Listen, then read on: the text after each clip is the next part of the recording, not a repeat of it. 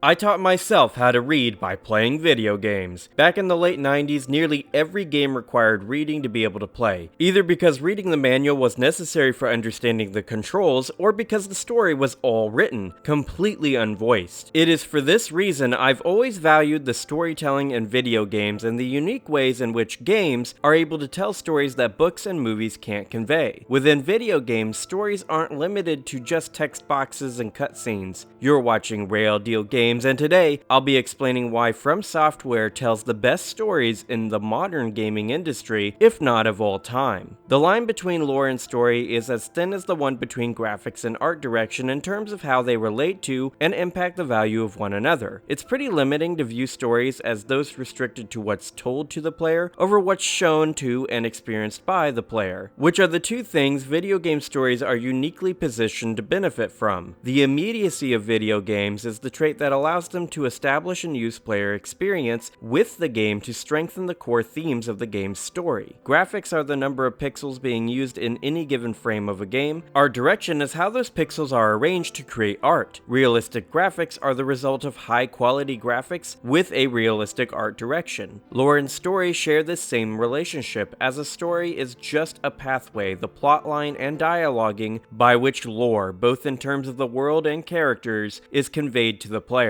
Graphics and art direction impact the value of one another so much they are inseparable metrics, and story and lore function in the same way. Final Fantasy X is a great example of this relationship because the lore of Spira is tied to the themes of the game and dictates the path by which the characters and player tread emotionally. In this case, the lore and story are conveyed in an easily comprehensible way, where most of the crucial details and beats of the story are told to the player rather than shown. It is in the things that are implied or shown that a deeper appreciation for Final Fantasy X and its sequel are attained. Now let's get back to From Software, shall we? In Dark Souls, more so than any other game ever made, the player, the person physically playing the game, is crucial to the narrative and the thematic impact of the title. As a result, I would argue that the story of the Chosen Undead is the most immersive story ever written, since it breaks the boundary between the game and the player in this way. If the player ever gives up, it is their character canonically becoming hollow. Moreover, the story of Dark Souls is properly molded around the player and their emotions. Like with any great story, the game poses the player questions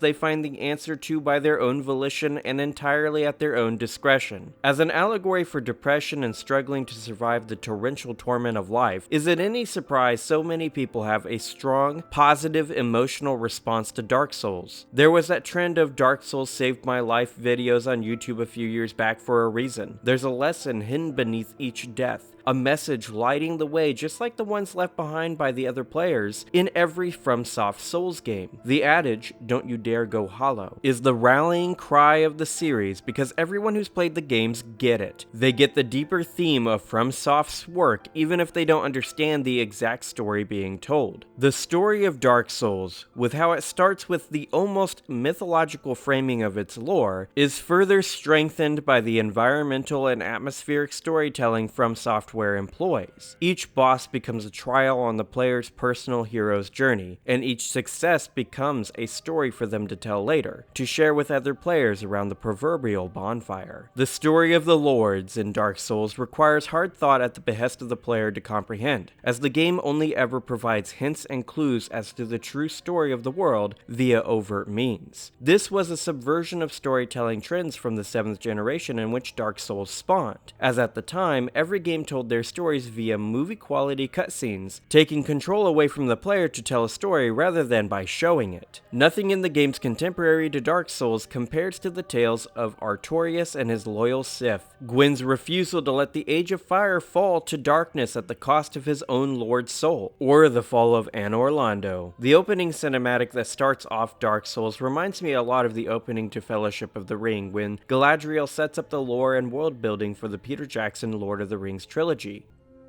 Much that once was is lost, for none now live who remember it. With the strength of lords, they challenge the dragons.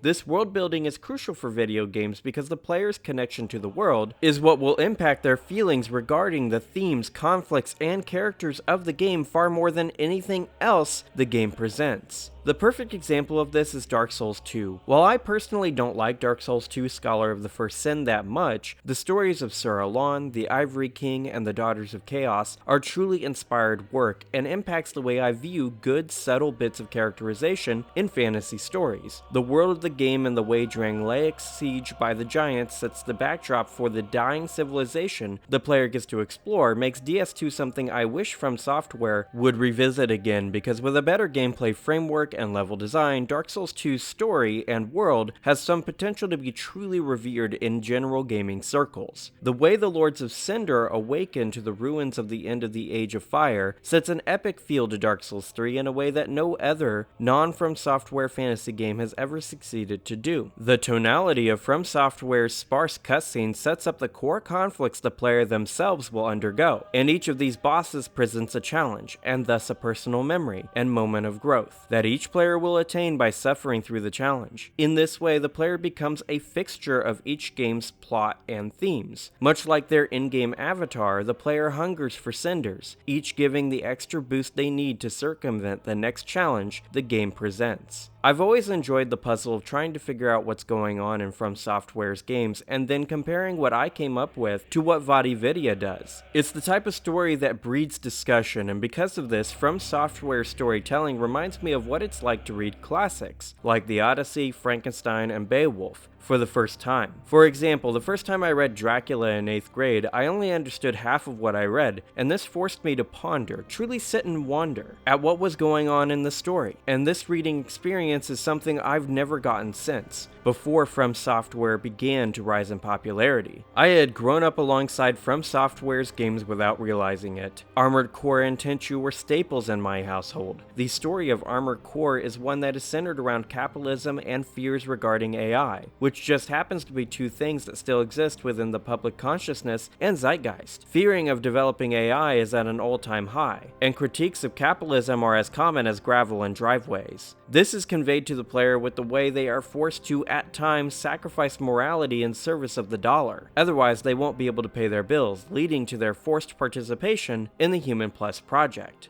Is this the subject for our next experiment? Yes. His papers say he was a raven. Oh, so he took the usual route here. Seems to have piled up quite a debt. Must have dashed his dreams. But he will be reborn in this experiment. That is, if he lives. You have a point there. Let's get started.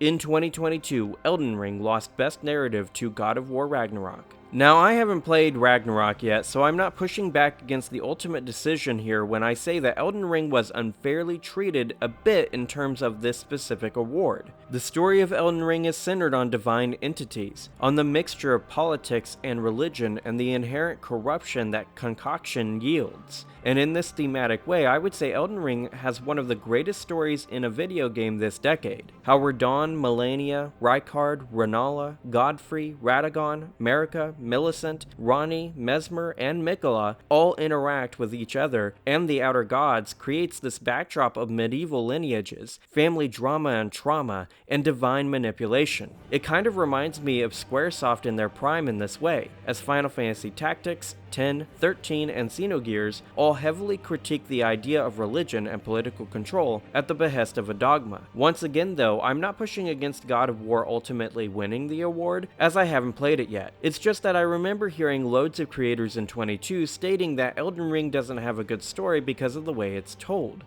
Aye, that's the rub, isn't it? Elden Ring's story isn't told to the player. It is shown to and felt by the player, which are the two ways in which video games differ storytelling-wise than other forms of media. From Software just focuses more on the show and feel side of the triumvirate than the tell. And that's why, at least to me, they tell the best stories in gaming. That's the video, my guys. What do you all think? What's your favorite From Software story? Or, alternatively, what's your favorite gaming story? Let's discuss the ways in in which video games tell their stories in the comment section below, and while you're there, smash that like button, subscribe, and if you'd like to help out the channel further, leave a super thanks below. If you like this video, ringing the notification bell is the only way to ensure you don't miss out on my future gaming creations. I release new gaming videos every single Friday, and next week, I'll be ranking every VOD video, Prepare to Cry video, from worst to best. If you're a fan of From Software stories like I am, you won't want to miss out on that video. Regardless of what you choose to do, thank you for keeping it real with Rayl Deal Games. Have an awesome day, my friend.